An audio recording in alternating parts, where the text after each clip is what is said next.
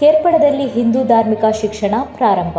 ಧಾರ್ಮಿಕ ಮತ್ತು ಭಜನಾ ಶಿಕ್ಷಣ ಕೇಂದ್ರ ಕೇರ್ಪಡ ಇದರ ವತಿಯಿಂದ ಕಡಬ ತಾಲೂಕಿನ ಎಡಮಂಗಲ ಗ್ರಾಮದ ಶ್ರೀ ಮಹಿಷಮರ್ದಿನಿ ದೇವಸ್ಥಾನ ಕೇರ್ಪಡ ಇಲ್ಲಿನ ಸಭಾಂಗಣದಲ್ಲಿ ಧಾರ್ಮಿಕ ಶಿಕ್ಷಣ ತರಗತಿಯನ್ನು 20/10/2024 ಭಾನುವಾರದಂದು ದೇವಾಲಯಗಳ ಸಂವರ್ಧನಾ ಸಮಿತಿ ಮಂಗಳೂರು ವಿಭಾಗ ಪ್ರಮುಖ ಶ್ರೀ ಕೇಶವ ಪ್ರಸಾದ್ ಮುಳಿಯ, ನಿಕಟಪೂರ್ವ ಅಧ್ಯಕ್ಷರು ಶ್ರೀ ಮಹತೋಬಾರ ಮಹಲಿಂಗೇಶ್ವರ ದೇವಸ್ಥಾನ ಪುತ್ತೂರು ಇವರ ಹಾಗೂ ಶ್ರೀ ಹಸಂತಡ್ಕ ಮುರಳೀಕೃಷ್ಣ ಇವರ ಮಾರ್ಗದರ್ಶನದಲ್ಲಿ ಆರಂಭಿಸಲಾಯಿತು.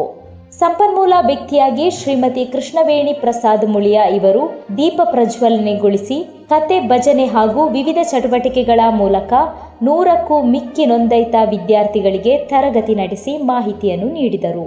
ಇನ್ನೋರ್ವ ಸಂಪನ್ಮೂಲ ವ್ಯಕ್ತಿಗಳಾದ ಶ್ರೀಮತಿ ವೀಣಾ ಬಾಲಕೃಷ್ಣರವರು ಧಾರ್ಮಿಕ ಶಿಕ್ಷಣದ ಮಾಹಿತಿ ಹಾಗೂ ತಮ್ಮ ಕೇಂದ್ರದ ಮುಖೇನ ಬಿಡುಗಡೆಗೊಳಿಸಿರುವ ಧಾರ್ಮಿಕ ಪಠ್ಯಪುಸ್ತಕ ಕುರಿತಾಗಿ ಮಾತನಾಡಿದರು.